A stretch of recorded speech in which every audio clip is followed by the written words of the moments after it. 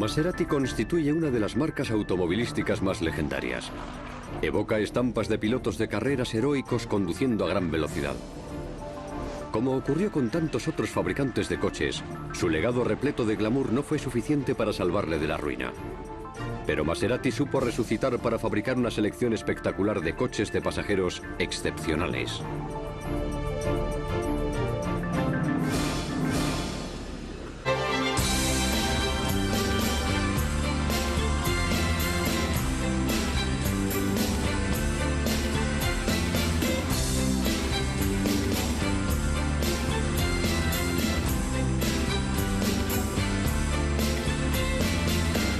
Grandes coches.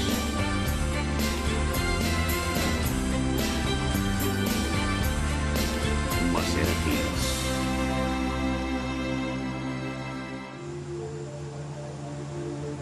Maserati conmemoró su 90 aniversario en el verano de 2004.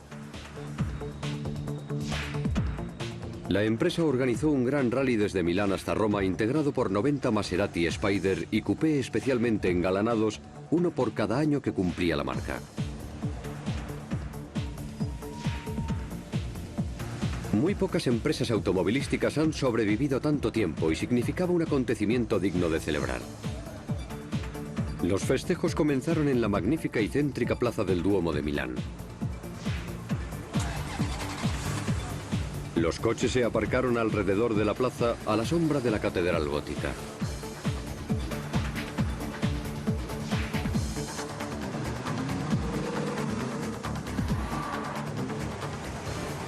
Desde allí, la comitiva se dirigió a Módena, el epicentro de la historia del automovilismo italiano y actual sede de Maserati. Llegaron a la plaza de Roma y aparcaron junto al Palacio Ducal.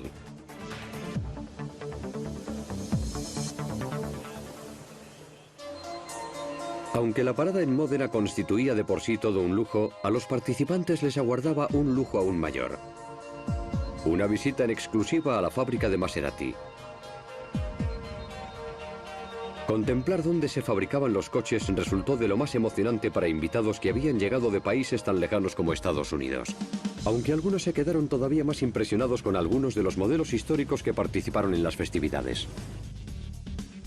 El 90 aniversario fue algo extraordinario, una maravilla. Algunos de los que formábamos parte del club llegamos con unos días de antelación y nos encantó poder contemplar los coches.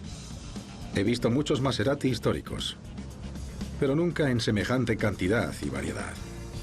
La variedad, la calidad y la cantidad eran apabullantes. La comitiva continuó hasta Roma. Mientras los coches desfilaban a través de la ciudad y pasaban junto al Coliseo, resultaba imposible no pensar en la historia. Los 90 años de trayectoria de Maserati no pueden compararse con la longevidad del Imperio Romano, pero aún así constituyen un hecho notable. La empresa se fundó en 1914, cuando el automóvil todavía representaba un invento relativamente nuevo. Hacía volar la imaginación de millones de personas de todo el mundo. Las carreras de coches convertían a los pilotos en héroes y actuaban como el canto de las sirenas para quienes ansiaban ponerse detrás del volante. Era una época apasionante. En Europa los coches eran un artículo para gente adinerada, pero hubo aficionados jóvenes y trabajadores que lograron hacer de su pasión un medio de vida.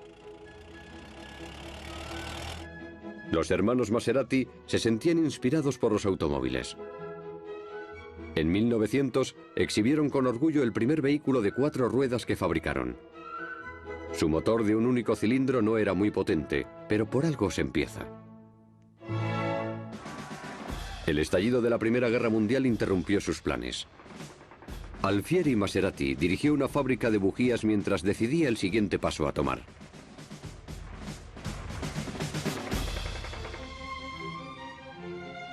Tras la guerra, los hermanos Maserati redoblaron sus esfuerzos y comenzaron a modificar los coches fabricados por Isotta Fraschini. Eran coches macizos que atraían a clientes acaudalados en busca de alto rendimiento. Este perteneció a la estrella de cine Rodolfo Valentino. Los Maserati transformaron los automóviles de lujo italianos en coches de carreras para sus clientes y para ellos mismos.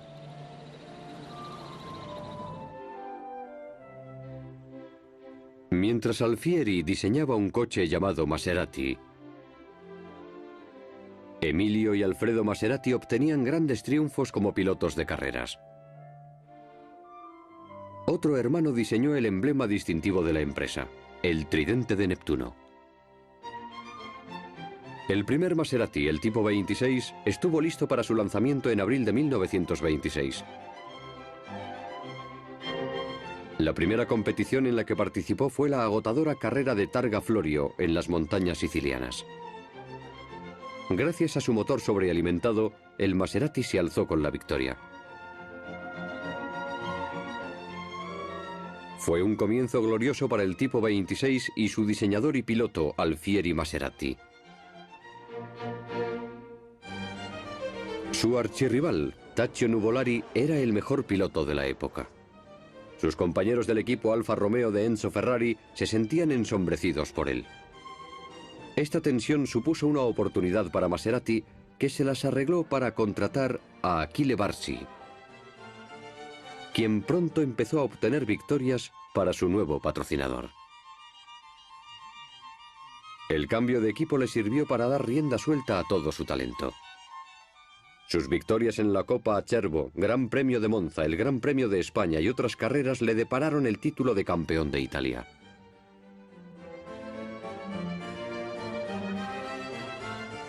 Otros pilotos famosos como Giuseppe Campari, de la familia que fabricaba el licor del mismo nombre, y al final incluso Nuvolari, se pasaron al equipo Maserati. El número de victorias se incrementó a la par que el prestigio de la empresa. Alfieri también diseñaba coches más pequeños y de menor cilindrada que encajaban a la perfección en carreras de carretera como la célebre Mille Miglia. Se trata de una carrera tortuosa en la que los pilotos atraviesan aldeas antiquísimas y retorcidas carreteras de montaña a lo largo de 1000 millas. Maserati obtuvo la victoria en su categoría en 1931. 1932 fue otro año de triunfos para la empresa. Campari se alzó con la victoria en el Gran Premio de Francia. Maserati también ganó el Gran Premio de Roma, esta vez con Luigi Fagiolo al volante.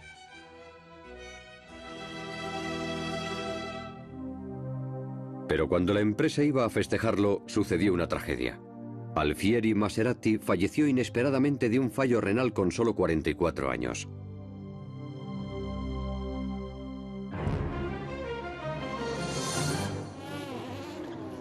La irrupción de una nueva raza de coches de Gran Premio desde Alemania dificultó las victorias de Maserati. En los años 20 y hasta mediados de los años 30, los italianos habían vivido grandes triunfos automovilísticos, tanto en la categoría de coches de tipo Fórmula Gran Premio como en la de coches de rally. Pero a mediados de los años 30, los programas de subvención pública de que gozaban los fabricantes alemanes dificultaron cada vez más la competencia de empresas como Maserati o Alfa Romeo. Los equipos de Mercedes y Auto Unión eran formidables. Sus coches nuevos y aerodinámicos lograban que todos los demás pareciesen anticuados. Maserati no tenía los fondos ni la cantidad de ingenieros necesarios para competir contra ese gigante. Como muchas familias de fabricantes y equipos de carreras de la época, los Maserati andaban siempre cortos de presupuesto y les costaba mucho tener preparados siempre sus coches a tiempo y al completo. Hacían lo que podían. Hacia 1938 se les presentó una buena oportunidad para vender la empresa. La empresa estaba en crisis y los hermanos que quedaban recurrieron a un magnate industrial de Módena que adquirió su participación en la empresa y les garantizó un contrato de trabajo de 10 años. Pero las cosas nunca volvieron a ser las mismas. Se produjeron algunas victorias más, como las que obtuvo el piloto Wilbur Shaw en Indianápolis en 1939 y 1940. Shaw había vencido a Maserati en 1937, pero después se cambió a su equipo. La victoria de Maserati fue la primera que obtuvo un fabricante italiano en la Indy 500. Casi no tuvieron tiempo de celebrarlo. La guerra volvía a asolar Europa y las actividades deportivas desaparecieron. Los aficionados se transformaron en soldados y los hermanos Maserati se pusieron a diseñar camiones para el ejército. Tras la guerra, Maserati volvió a fabricar coches de pasajeros y regresó a la competición. Pero los hermanos Maserati se marcharon cuando se les acabó el contrato. Los hermanos Maserati se marcharon para crear su propia empresa llamada OSCA y siguieron fabricando coches de carreras. También diseñaron algunos tranvías que estaban basados principalmente en motores Fiat con diferentes chasis. Alfa Romeo y Maserati, ahora sin la ayuda de los hermanos, volvieron a la competición. Alemania ya no representaba una amenaza en las pistas. Tras la Segunda Guerra Mundial, los alemanes tuvieron que olvidarse de las carreras de automóviles durante una larga temporada. Y los italianos aprovecharon enseguida la ocasión. Fue asombroso cómo algunas empresas italianas se dedicaron a planear durante la guerra su regreso a la competición cuando ésta acabase, mientras los alemanes todavía se batían en el frente. Maserati lanzó un coche completamente nuevo, el A6 GCS. Tenía una carrocería aerodinámica con un motor descentrado. Alberto Ascari lo condujo a la victoria en su primera participación en Módena, la nueva sede de la empresa.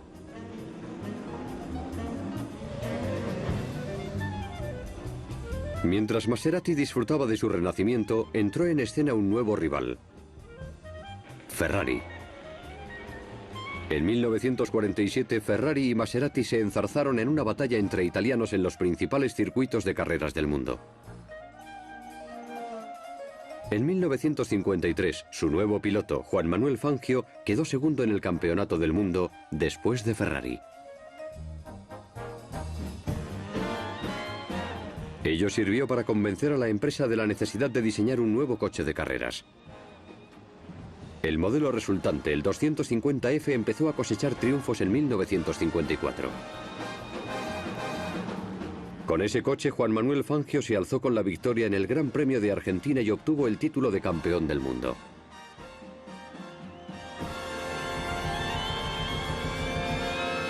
Los esfuerzos de Maserati en el campo de los grandes premios culminaron en 1956, cuando Fangio obtuvo por quinta vez el título de campeón mundial de Fórmula 1. Fangio no fue el único piloto que condujo a Maserati a la gloria. Stirling Moss y otros conductores lograron triunfos para la empresa en todo tipo de competiciones. Pero el coste financiero de tanta actividad resultaba muy elevado. Las carreras de Fórmula 1 son muy caras. Y las carreras en la categoría de coches deportivos también son muy caras. Maserati intentó ganar ambos campeonatos y casi lo logró. La última carrera de la temporada del campeonato de coches deportivos tuvo lugar en Caracas, en Venezuela. En el primer par de vueltas, dos Maserati se sacaron el uno al otro de la pista. Se produjeron varios incidentes más y al final ninguno de los 5 Maserati que habían empezado la carrera consiguió terminarla. Ferrari ganó el campeonato y Maserati tuvo que abandonar varios coches. Para Maserati significó el fin del patrocinio de carreras. Pero aunque ya no tuviese equipo propio, siguió fabricando coches con los que competían particulares y aficionados. Los más famosos fueron los Maserati tipo 60 y 61 Birdcage, o jaula de pájaro, que salieron a las pistas por primera vez en 1958. Se les llamó Birdcage porque el chasis que llevaban estaba formado por 200 tubos finos. Estos modelos de peso ligero causaron sensación. El Birdcage era el coche que todo el mundo quería tener en 1960 y 61. A todo el mundo le habría gustado subirse a uno. Era un coche dotado de una conducción soberbia y un gran ratio peso-potencia. El Birdcage venció repetidas veces a los coches de carreras británicos y a los Porsche. Stirling Moss pilotó uno en Rouen, en Francia, donde obtuvo su primera victoria en 1959 al derrotar a dos Lotus 15. El modelo se hizo muy popular entre los pilotos de todo el mundo. Pilotos como el norteamericano Carroll Shelby contribuyeron a mantener viva la leyenda de Maserati. Pero el verdadero negocio de la empresa radicaba en la fabricación de deportivos de pasajeros como el Mistral A, que llevaba el nombre de un potente viento. Se lanzó en 1964. El Mistral A era un coche excepcional. Que yo sepa, fue uno de los primeros coches de portón trasero fabricados en serie. Fue uno de los grandes coches de los años 60, del que todos los niños de la época teníamos un modelo a escala. El actor Peter Ustinov también se compró uno, pero de verdad. El Mistral fue el último modelo que utilizó el venerable motor de 6 cilindros de Maserati. Se aumentó cada vez más el tamaño del motor para añadirle potencia. Estaba disponible con transmisión manual o automática. Era un gran turismo con mucho estilo.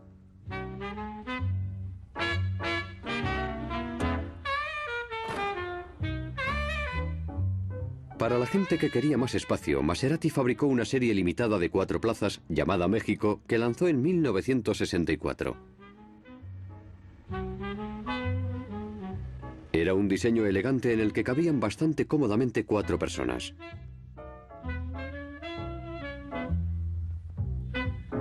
Tenía mucha elegancia, mucho estilo y mucha clase. Para mí es lo más parecido a un Mercedes berlina o coupé de la época que ha fabricado Maserati.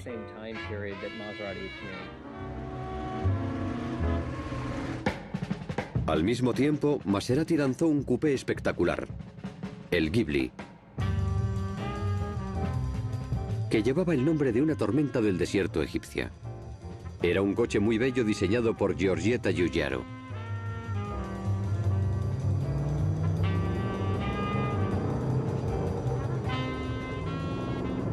Se dice que Henry Ford II se quedó tan impresionado con los Ghibli que compró, que se propuso adquirir la empresa. Sammy Davis Jr., Peter Sellers y Jean-Paul Belmondo también se compraron uno. El Ghibli constituye la quinta esencia de los coches de esa época.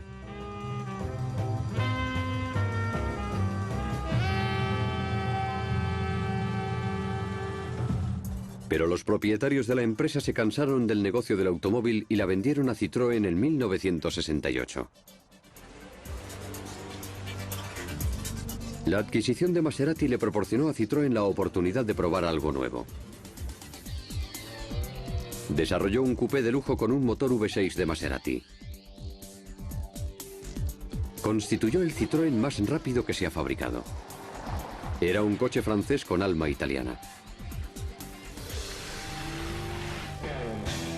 La inversión de Citroën permitió a Maserati desarrollar el Bora, su primer coche con motor transversal, en 1971.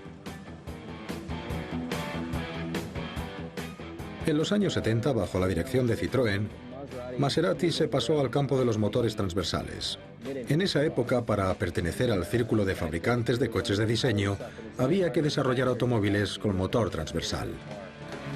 Pero el éxito no duró mucho tiempo. El péndulo estaba a punto de oscilar en sentido contrario.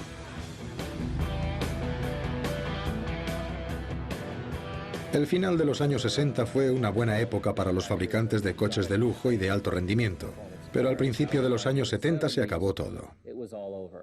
La OPEC entró en escena. El precio de la gasolina se disparó y Maserati se sumió en la crisis, como casi todos los demás fabricantes de automóviles.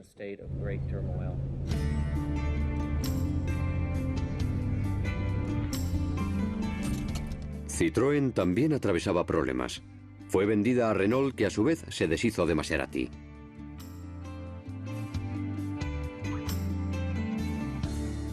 Al final, con la ayuda del gobierno italiano, la empresa fue adquirida por Alessandro Di Tommaso.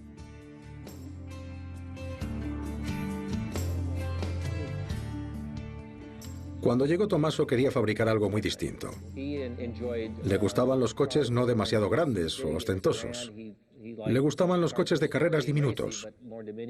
Él tampoco era un hombre muy alto, era bastante bajo. Tommaso presentó el Biturbo en 1981. Era una berlina de alto rendimiento. Maserati vendió más de 2.000 unidades. Tommaso tuvo verdadero éxito con el Biturbo. Tuvo un éxito extraordinario nada más salir de la fábrica. La gente se pegaba por conseguir uno. Se vendió fenomenal. Se podría decir que era el Maserati de los pobres. O el Maserati del hombre corriente. Iba dirigido al mercado de masas. Tenía un precio mucho más asequible que los modelos tradicionales, pero mantenía el alto rendimiento. En 1991, Tommaso llevó a Maserati de vuelta a la competición de la mano del Barchetta. Para promocionarlo, organizó una serie de carreras especiales de marca única. En 1992 se organizaron 6 carreras en Italia y al año siguiente otras 10, 2 de las cuales tuvieron lugar en el extranjero. Algunos de los coches se equiparon después con faros y otros complementos para que se pudiesen conducir por carretera. Cuando su salud y la del negocio comenzaron a decaer, Tommaso empezó a buscar compradores para Maserati. Fiat se mostró dispuesta y adquirió la empresa en 1993. Al principio colocó el 50% de las acciones de la empresa a nombre de Ferrari, que se mantuvo como una entidad independiente. Y en 1997 pasó a Ferrari el 100% de los activos.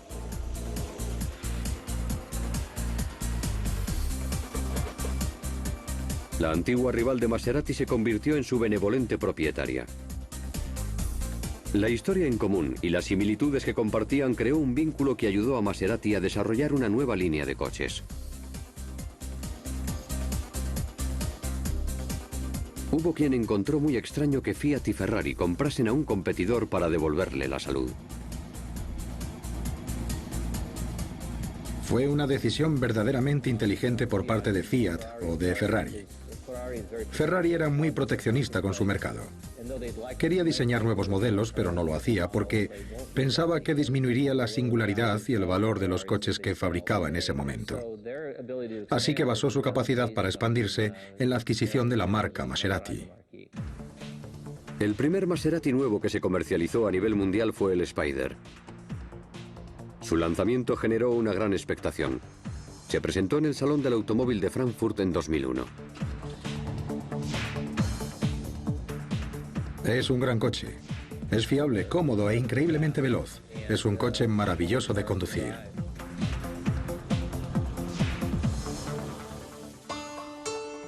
Para satisfacer la demanda de la gente que quería más de 2 plazas, en 2003 Maserati lanzó el Quattroporte.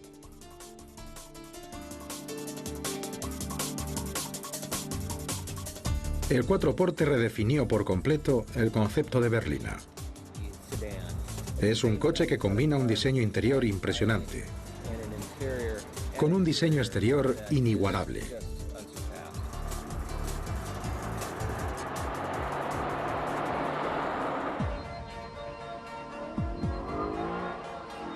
Los modelos que le sucedieron, como el Gran Sport, convencieron al público de que Maserati se había reinventado. Había vuelto a conectar con su herencia de rendimiento y diseño.